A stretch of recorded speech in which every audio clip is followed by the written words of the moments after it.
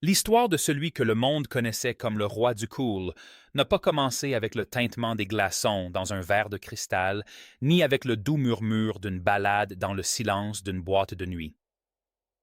Elle a commencé dans la poussière, la suie et la grisaille industrielle implacable de Steubenville dans l'Ohio. En 1917, Steubenville était une ville forgée dans le feu et l'acier, un lieu où le rêve américain s'était construit à la sueur de son front. C'est là, le 7 juin, que Dino Paul Crosetti fit son entrée dans un monde qui semblait déterminé à le réduire à néant. Il était le fils de Gaetano Crocetti, un barbier immigré et travailleur qui avait porté ses ciseaux et ses espoirs depuis les collines arides des Abruzzes en Italie et d'Angela, une Italo-américaine de première génération dont l'âme était imprégnée des mélodies folkloriques de son pays d'origine. Chez les Crocetti, l'air était imprégné d'ailes de tabac et de la mélodieuse intonation du dialecte Abruzzes. L'anglais était relégué au second plan, une langue de la rue, non des mots du cœur. Cet isolement linguistique fit que lorsque le jeune Dino franchit enfin le seuil d'une école publique, il ne se trouva pas face à l'espoir, mais face à un mur de confusion. Il ne comprenait pas un mot de ce que disaient ses professeurs, et les autres enfants, sentant sa vulnérabilité, se montrèrent impitoyables. Il se moquait de son fort accent, de sa confusion et de ses origines immigrées. Ce harcèlement fut une entrée en matière brutale et douloureuse dans le monde extérieur et laissa une marque indélébile qu'aucune gloire future ne pourrait jamais effacer. Arrivé en seconde, Dino en avait assez de l'école. Convaincu que les 4 murs d'une salle de classe n'offraient rien à un garçon débordant d'énergie et d'ambition, il abandonna ses études pour se lancer dans la vie active. Il devint ouvrier dans les aciéries locales où la chaleur des hauts fourneaux était presque insupportable et le travail exténuant. Il travailla aussi comme pompiste laitier et durant les dangereuses années de la Prohibition, il fit même de la contrebande d'alcool entre les États. C'était un jeune homme des rues qui apprenait à se débrouiller, à décrypter les gens et surtout à survivre. C'est à cette époque qu'il fit ses premiers pas sur le ring. Sous le nom de Kid Crochette, il combattait dans la catégorie des poids welters, un combat sans éclat. Sa carrière de boxeur fut loin d'être un triomphe. Sur 12 combats professionnels, il ne remporta qu'une seule victoire. Plus tard, il transforma cet échec en une plaisanterie, lançant avec humour « J'en ai gagné tous, sauf 11, mais la réalité physique était tout sauf drôle. » Il quitta le ring avec le nez cassé, la lèvre fendue à vie et des mains qui le feraient souffrir jusqu'à la fin de ses jours. Ce n'est que des années plus tard, lorsque l'humoriste Lou Costello s'intéressa à lui et finança une rhinoplastie, que le visage buriné et balafré d'un bagarreur de rue se transforma en un profil ciselé et élégant, digne d'un acteur de cinéma. La transition de Dino Crocetti à l'icône qu'est devenue Dean Martin fut une longue et pénible ascension à travers des années de vaches maigres.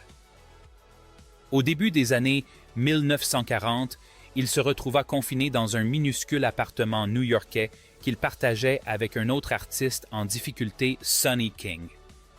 Leur misère était telle qu'ils avaient transformé leur survie en spectacle. Ils entraient dans des restaurants bondés, attendaient qu'un client s'éloigne de son assiette, puis simulaient un appel téléphonique urgent, élaboré, pour pouvoir s'emparer des restes avant l'arrivée du serveur. Lors de leur nuit, les plus désespérés, ils organisaient des combats à main nue dans leur salon, faisant payer 5 $ par personne aux voyous du coin pour assister à leurs affrontements. C'était une vie de faim et de désespoir, mais malgré tout, le charme naturel de Dino commença à devenir son plus grand atout. Alors qu'il travaillait comme croupier dans un casino clandestin, il fredonnait et chantait doucement des ballades italiennes aux joueurs. Sa voix était un don naturel, chaleureuse naturelle et empreinte d'une intimité décontractée. Un soir, un chef d'orchestre nommé Ernie Mackay l'entendit et lui proposa un emploi. Il commença à tourner sous le nom de Dino Martini. Mais c'est un autre chef d'orchestre, Sammy Watkins, qui lui donna le conseil qui allait forger son identité. Enlève le « i » gamin, faisant un nom américain, faisant un nom à la Dean Martin. Avec ce simple changement, une légende était née. Alors que sa carrière prenait son envol, la vie personnelle de Dean connaissait elle aussi une transformation. En 1941, il rencontra Elizabeth Ann Betty MacDonald, une jeune femme de l'Ohio qui tomba sous le charme de l'homme avant la légende. Ils se marièrent rapidement, et tandis que la carrière de Dean l'entraînait dans l'univers enfumé et nocturne des boîtes de nuit et des dancings, Betty devint le pilier discret de la famille. Ils eurent 4 enfants ensemble, Craig, Claudia, Gail et Diana, et pendant un temps, il sembla qu'ils allaient enfin trouver une version du rêve familial.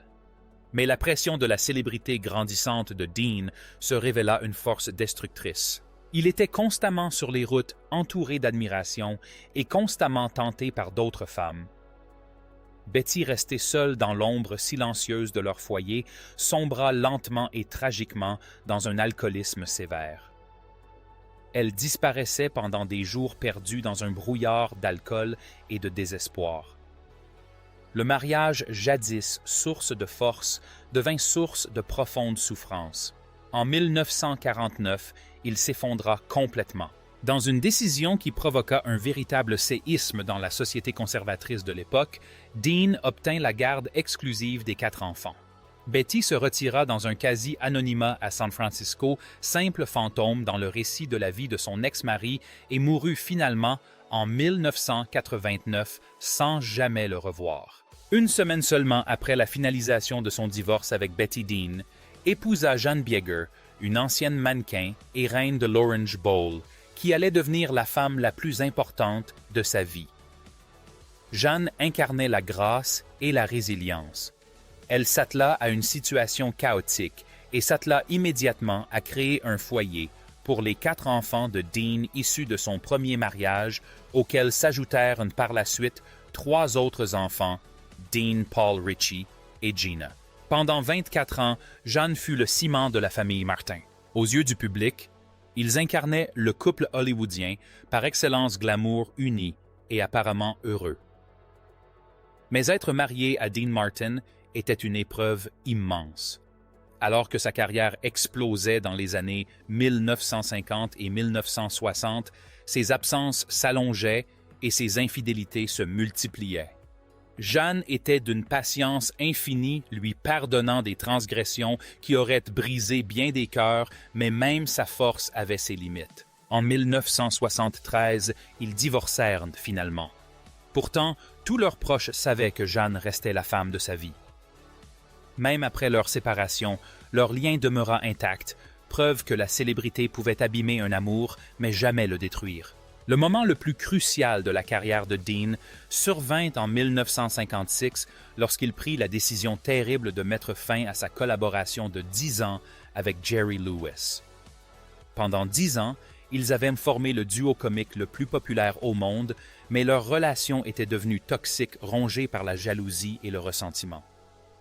À leur séparation, les experts du secteur étaient persuadés que la carrière de Dean était finie. Ils le considéraient comme le faire-valoir incapable de survivre sans l'énergie débordante de Lewis. Mais Dean Martin possédait une résilience que ses détracteurs sous-estimaient. En 2 ans, il s'était complètement réinventé. Il s'installa à Las Vegas et s'associa à Frank Sinatra, Sammy Davis Jr., Joey Bishop et Peter Lawford pour former le Rat Pack. Ensemble, ils firent du Sands Hotel le centre névralgique du divertissement. Le personnage de fêtard de Dean devint un phénomène culturel, la cravate dénouée, le verre de whisky, les blagues étranglées. Mais tout cela n'était qu'une illusion savamment orchestrée, tandis que les autres faisaient la fête jusqu'au lever du soleil. Dean était souvent le seul à rester sobre. Son verre était fréquemment rempli de jus de pomme, et dès la fin du spectacle, il se glissait dans sa chambre pour regarder des westerns et dormir. C'était un homme qui jouait la sociabilité, mais qui aspirait à la solitude. Son succès télévisé avec le Dean Martin Show a encore renforcé son statut d'icône intouchable. Il a négocié un contrat qui le dispensait de répétitions et lui permettait de tourner une saison entière en un temps record.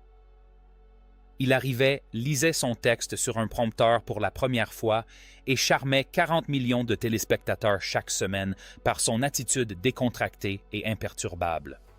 Mais plus il devenait célèbre, plus il semblait se replier sur lui-même. Les rires et les applaudissements étaient authentiques, mais ils constituaient aussi une barrière. Il pensait que la chance était son seul véritable talent et vivait dans la crainte constante qu'elle finisse par tourner. Ce vide intérieur était dissimulé derrière un masque d'indifférence froide, un masque qui ne commença à tomber que face à une tragédie véritable et inimaginable. Le 21 mars 1987, le monde de Dean Martin s'écroula à jamais.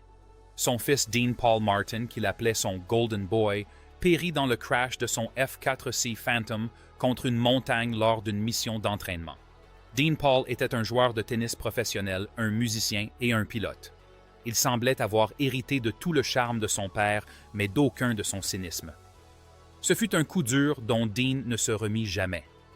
Pendant 6 jours, il resta assis dans un silence insoutenable, tandis que les équipes de recherche fouillaient de l'épave. Lorsque la nouvelle fut confirmée, Dean cessa tout simplement de vivre. Il se retira de la tournée Ultimate Event avec Sinatra et Sammy Davis Jr., incapable de maintenir le masque de l'artiste joyeux. Il montait sur scène, chantait quelques vers, le regard vide, puis la quittait, l'esprit brisé. Jeanne revint à ses côtés durant cette période, lui offrant une présence silencieuse et rassurante, tandis qu'il entamait son dernier voyage. Durant ces dernières années, l'homme qui avait jadis animé toutes les soirées devint un fantôme dans sa propre vie. Il passait ses soirées seul dans un box du restaurant La Familia à Beverly Hills. Il mangeait en silence, le regard vide, perdu dans les souvenirs de son fils disparu et de la vie qu'il avait menée. Jeanne était souvent présente assise à une autre table à quelques pas de là, veillant sur lui comme un ange gardien. Ils n'avaient pas besoin de parler. Le silence qui les unissait était chargé de décennies d'histoires partagées. En 1993, on lui diagnostiqua un cancer du poumon, conséquence directe des cigarettes qui l'avaient accompagné sans cesse depuis son enfance à Steubenville. Il refusa tout traitement, déclarant à ses amis avec une lassitude résignée « J'ai eu une belle vie. Il est temps. » Il était tout simplement las de jouer la comédie. Le jour de Noël 1995, alors que le monde entier était en fête, Dean Martin s'éteignait paisiblement à l'âge de 78 ans. La nouvelle de sa disparition suscita une profonde tristesse.